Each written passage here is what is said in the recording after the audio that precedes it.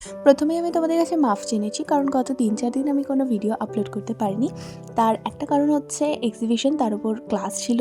কাজের চাপগুলো এতটাই ছিল যে লাস্টে গিয়ে ভিডিও এডিট করে ভয়েস ওভার দেওয়ার মতন কোনো শক্তিই ছিল না। এখন যে কেকের ভিডিওটা পোস্ট করছি, এটা এক্সিবিশনের আগের দিনের বিকালেই আমি কেকটা বানিয়েছিলাম, কারণ ঘরের মানুষের বার্থডে কেক তো অবশ্যই বানাতে হবে। কেকটা লাস্টে বুঝতে পারবে দেখে যে কার জন্য বানিয়েছি। আর সামনে যে ইন্ডাকশনটা দেখতে পাচ্ছ, ওটা চকলেট বানাচ্ছিলাম এক্সিবিশনের জন্য, তাই ইন্ডাকশনটা রাখা ছিল সরাইনি। আর সামনের উপর যা অবস্থা ছিল সেটুকু না পরিষ্কার করে ভিডিওটা শুরুই করতে পারি। তখন নিশ্চয়ই তোমরা বুঝেছো আমি কি থিমের কেক বানাতে চলেছি। এটা একটা চা থিমের কেক, এর আগেও আমি বানিয়েছি, তবে অর্ডারের কেক ছিল সেটা।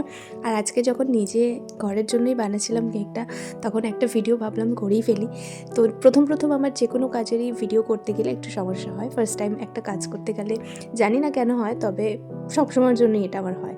তো নেক্সট টাইম যখন কাজটা করলাম, তখন প্রথমবারের থেকে মনে হলো আরেকটু বেশি ভালো করতে পেরেছি। তবে তোমরা আমাকে কমেন্ট করে অবশ্যই জানাবে যে আদৌ আমি কেকটা ভালো করে বানাতে পেরেছি কিনা।